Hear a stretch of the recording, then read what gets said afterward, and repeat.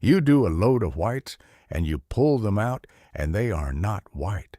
They are a tired, weary gray. You wash your good towels, the ones you keep for company, and they come out of the dryer stiff, almost hard. Stiff enough to stand on their own in the corner. You spend so much of your good money on these fancy detergents, with all their promises written on the big plastic jug. And for what?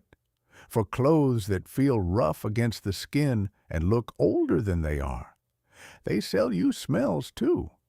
They call it mountain spring or meadow rain. But it is not the smell of a clean meadow.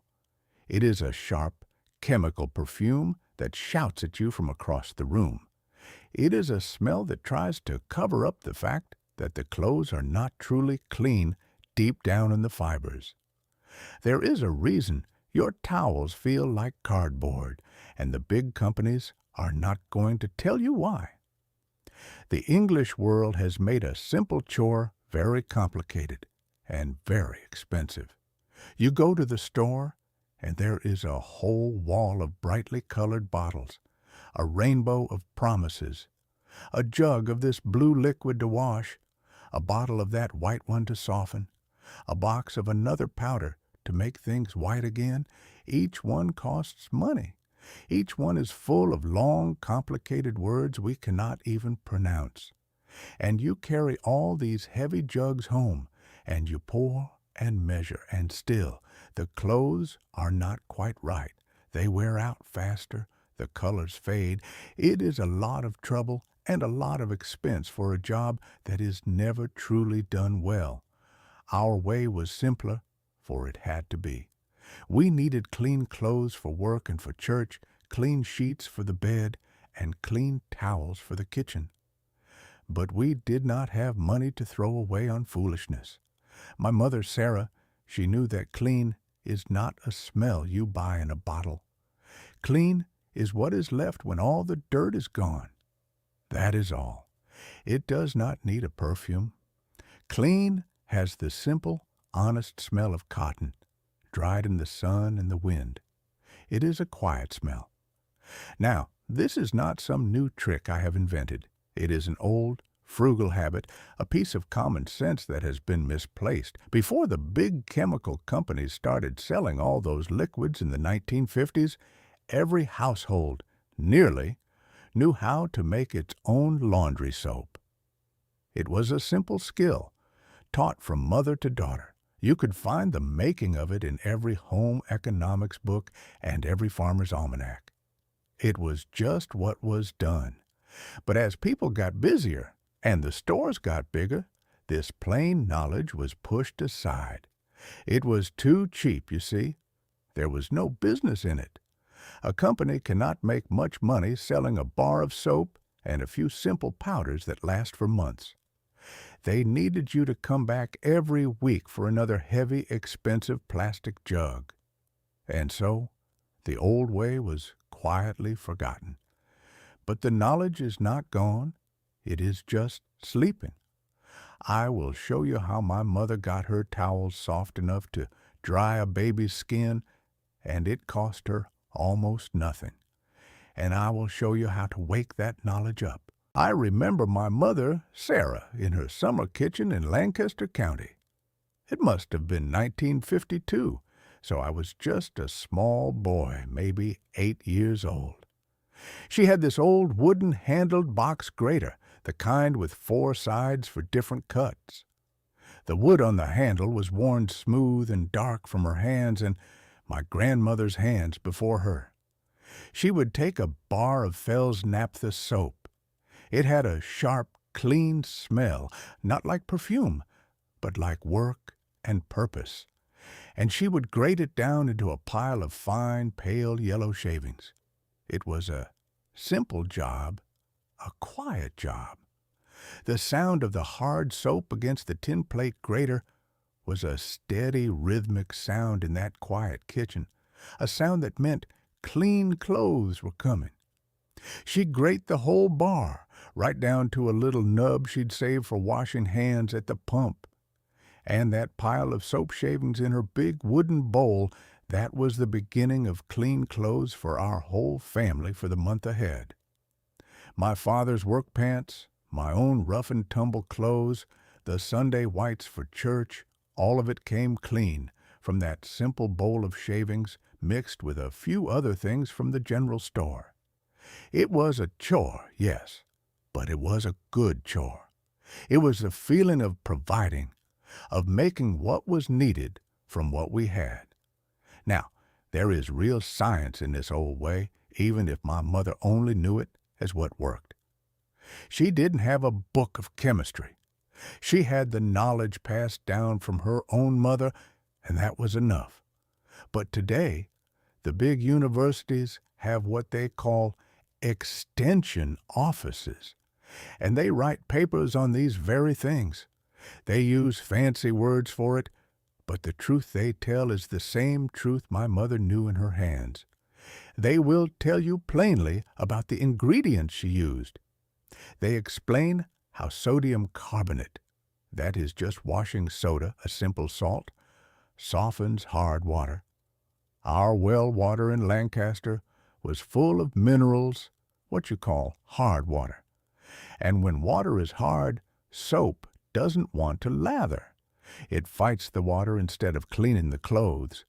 The washing soda takes care of those minerals so the soap can get right to the dirt and the grease.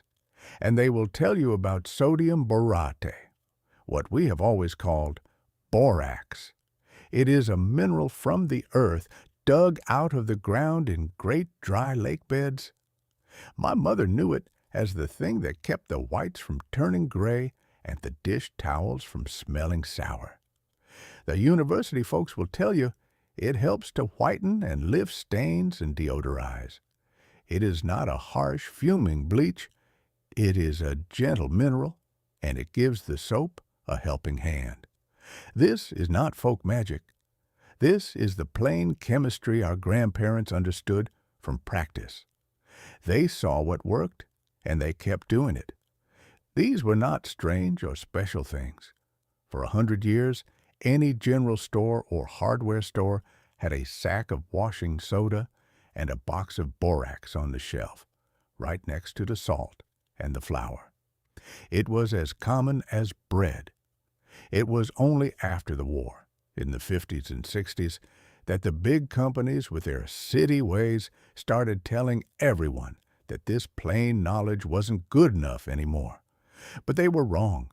What is simple and true does not stop being true just because someone has something new and expensive to sell.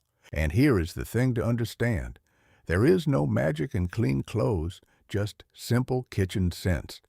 The old way works because it respects the job that needs doing, and it uses honest things from the earth to do it. It is not complicated, and I will explain it to you plainly. Your laundry has 3 troubles. It has grease and soil from the world, it has the minerals in your water getting in the way, and it has the sour smells that come from a long day's work. This old soap handles all 3 one by one. First, that grated bar soap is for the grease. Whether it is from the kitchen or the workshop, oil and grime cling to the cloth. The soap is made to break that grease up into tiny little bits and lift it away from the fibers, holding it in the water so it can be washed away. That is the soap's only job, and it does it well. But it needs help to do it right. And that is where the second part comes in, the washing soda. Many folks these days have what is called hard water. It just means the water that comes into your house is full of minerals from the ground, like calcium. You cannot see them, but they are there. And those minerals, they fight with the soap.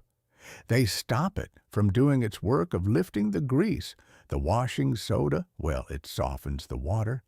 It takes care of those minerals and gets them out of the way so the soap is free to go after the real dirt. Without it, you're just washing your clothes in muddy water in a way. Then you have the borax. That is the old-timer's secret for keeping white things truly white. Borax is a mineral dug right out of the earth. It does a few things at once. It helps the washing soda soften the water, and it helps the soap clean better. But its real gift is that it helps whiten the cloth and takes away any stubborn smells that might want to linger. It is what keeps your bed sheets and your Sunday shirts from turning that sad, dingy gray color after a few washings. It is a natural booster, you see, a helper to the whole wash. Now, we must talk about that store-bought fabric softener, because that is the worst trick of all. They sell you a bottle of liquid that promises to make your towels soft. But what it does is coat them. It leaves a film of something like oil or wax on every single fiber. Your towel feels soft at first, but it can no longer do its job. It cannot absorb water well because of that coating. After a few washes, your towels can barely dry your hands.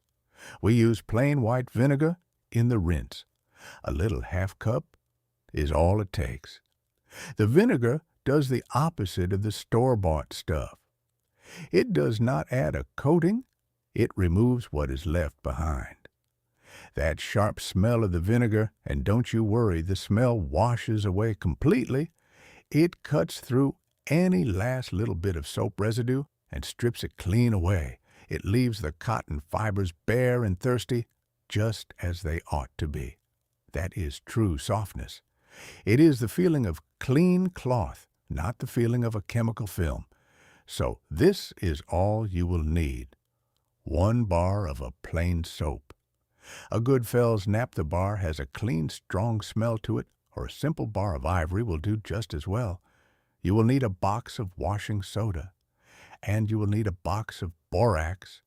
You will find them in the laundry aisle of the store, usually on the bottom shelf where they don't make a big show of them. Altogether, these 3 things will cost you maybe $5 or $6 today, and from that, you will make enough laundry soap to last you for months and months. And of course, you will want a simple jug of plain white vinegar. Look at these simple, honest boxes. Now think of that giant plastic jug of bright blue liquid that costs a fortune. That jug is mostly water, with a few powerful chemicals and a lot of perfume. These boxes, they are nothing but the plain, hard-working stuff itself. There is no money wasted on the plastic or promises. This is the old way. It is simple, it is cheap, and it works better than anything you can buy. Let me give you the making of it, plain and simple. There is no great mystery to it. This is honest work that takes no more time than driving to the store and back. First, you take your bar of soap, 1 whole bar. My mother, she always used Fels-Naptha, and I still like the sharp, clean smell of it, but a plain bar of ivory soap will do just as well. You will need a box grater, the kind you might use for cheese. Find the side with the smallest holes. That is the one you want. You're going to grate that whole bar of soap down into a pile of fine shavings. Take your time with it. You want the shavings to be like fine crumbs, almost like a dry snow. This is the whole secret to it dissolving right in the wash water. If the pieces are too big, you see, they can sometimes clump up, especially if your water is cool. So, work it down until you have a nice fluffy pile. It will not take but a few minutes. You will have about 2 or 3 cups of it when you are done. A lovely pile of soap that is ready to do its work. Now, you get a good-sized bucket or a large bowl, something bigger than you think you need, so you have room to stir without making a mess. Into that bowl, you will put all of your grated soap. Then you will add the other 2 parts. The rule is simple: 1 part soap, 1 part washing soda, and 1 part borax. The measure does not have to be perfect down to the last grain. Close is good enough.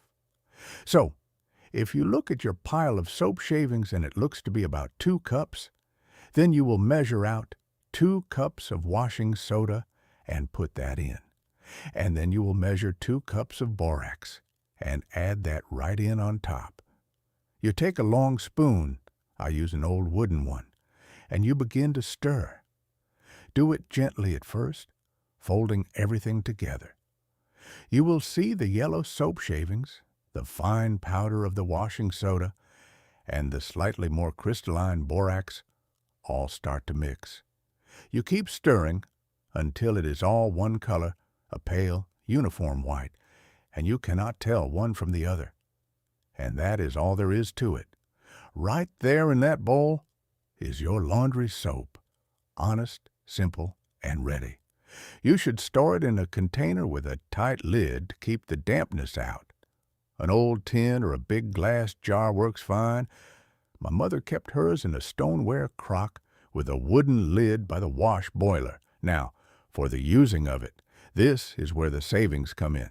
The big companies want you to use a whole big scoop of their blue liquid. You do not need that. For a regular load of laundry, you only need 1 tablespoon of this soap powder, just 1.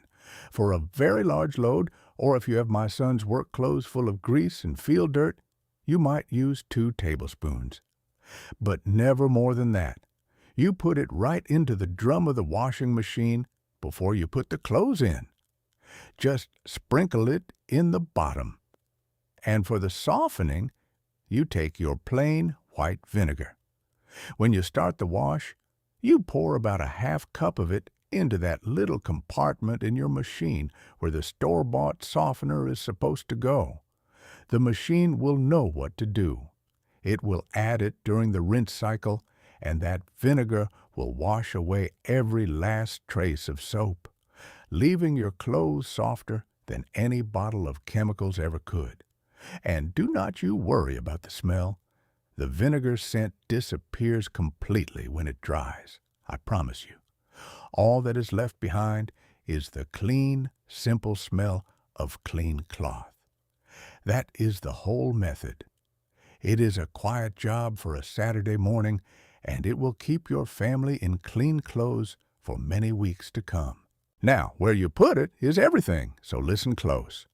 This old soap was made for the ways we used to wash, and that was often with warm water, or even hot water from the kettle if the clothes were heavily soiled. The warmth helps the soap and the minerals dissolve completely and go right to work on the dirt. So, if you are washing your husband's work clothes, or the bed sheets, or a load of dirty towels, use the warmest water the cloth can stand. You will find it works wonders. Many folks today, I know, like to wash in cold water to save a bit on the heating of it, and that is a frugal thought, so I honor it. But this soap is not like the blue liquid from the store that is full of chemicals to make it work in the cold. This is a simple, honest soap. If you must wash in cold, you must give it a little help, and the help is easy.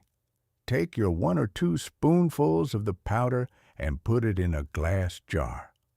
Pour in a cup of very hot water from the tap or the kettle and stir it till it is all milky and dissolved.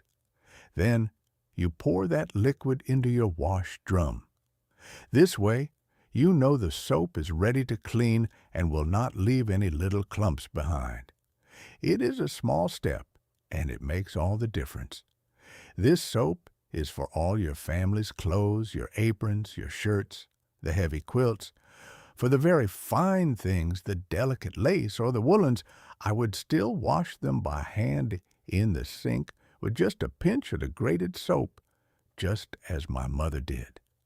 Now, a word on patience, because this is where people give up too soon. If you have been using those store-bought detergents and softeners for years and years, your clothes are not truly clean. They are coated. They have a film on them from the chemicals, a waxy buildup that the big companies put in there to give a slippery feeling they want you to think is softness. It is not. It is a coating that keeps the towel from absorbing water and makes your white shirts look a dull gray in the sunlight. So when you first start with this honest soap, it has two jobs to do. First, it must clean the new dirt. But second, it has to get to work stripping off all that old chemical film. It may take 2 or even 3 washings to get down to the real cloth again. You might not see a miracle on the very first load, but by the second wash, you will notice your towels feel thirstier. They will dry you better. By the third wash, you will look at your whites drying on the line and see they are not gray anymore. They are white like they were meant to be. Nature is not in a hurry, but she is thorough. So give it the time it needs to undo what the bottles have been doing, and here is the safety that matters most, and I will not skip it. We are making a good, strong soap here, and it must be respected. These are simple things, but they are not food. When you have your powder all mixed, put it in a container you can close tightly. A big glass jar or an old coffee can is fine, and you must label it plainly, laundry soap. Then you must put it up high on a shelf in a cabinet where no child and no pet can ever get to it. That is your first and most important duty. When you are mixing the powders together, the washing soda and the borax, do it gently. Do not be rough and stir up a big cloud of dust. It is a fine powder, and you do not want to be breathing it into your lungs. It can irritate your nose and your throat. Just mix it slow and steady. If you have tender skin, you might wear gloves, but it is not a poison. It is just a strong cleaner. And this last thing is the one you must never forget. We use white vinegar in the rinse water. In your laundry room, you may also have a bottle of chlorine bleach. You must keep these two things far apart. Never, ever mix vinegar and bleach together, not in the wash, not in a bucket, not anywhere. When they mix, they make a dangerous green gas that can sear your lungs. It is a poison. There is no need for such harsh things anyway. This soap with the vinegar rinse will get your clothes cleaner and whiter than you imagined. It is all you will need. Just the simple soap and the simple vinegar. That is the old and trusted way. Now think for a quiet moment about who gains from your not knowing this. Think of that aisle in the big store with all the bright plastic jugs lined up like soldiers. Blue liquid, green liquid, some with speckles in it, some with pictures of mountains or meadows on the front. They make a great noise about it, with advertisements on the television and coupons in the paper, all to convince you that this one is better than that one. But here is the plain truth of it. You are not paying for clean clothes. You are paying for that plastic jug. You are paying for the factory that made it and the truck that drove it 1,000 miles to your store. You are paying for the clever words on the label and the men in tall buildings who thought them up. I do not say there is a plot in it.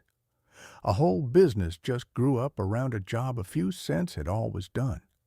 They found a way to sell you convenience, and they have been very successful at it. They sell you one bottle to wash, and another bottle to soften, and another box of something to make it white, and maybe a little bottle of scent to pour in on top of it all. Each one is a separate purchase. Each one makes them a little richer. Their business depends on you believing that cleaning your family's clothes is a great and mysterious science that only their laboratories understand. It is not. It is simple work, and it belongs in your hands. Your grandmother knew this. Your great-grandmother knew this for certain. She kept a clean house and raised a clean family without ever buying a plastic bottle of blue detergent. She had her bar of soap, her box of washing soda, and her borax from the general store. She knew the value of a penny, and she did not give it away for something she could make herself for next to nothing. This was a piece of her freedom, you see. She did not depend on a big company in a faraway city for a simple, daily need. That knowledge was her saving. It was her own honest work that made the clothes clean, not a promise on a bottle. She would hang her whites on the line in the bright July sun, and the sun would do the bleaching for free. That was a clean you could smell on the wind, a real clean, not a perfume. So I ask you to try it. You do not have to make a giant bucket full. Just make one small batch, take 1 bar of soap, and follow the plain steps I have given you.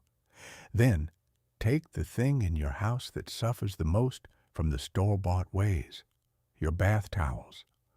Wash a load of just your towels with this old soap and use the vinegar in the rinse. Do not expect a miracle on the first wash, for it may take a time or two to strip away the waxy coating the old softeners have left behind. But do it. Then come back here.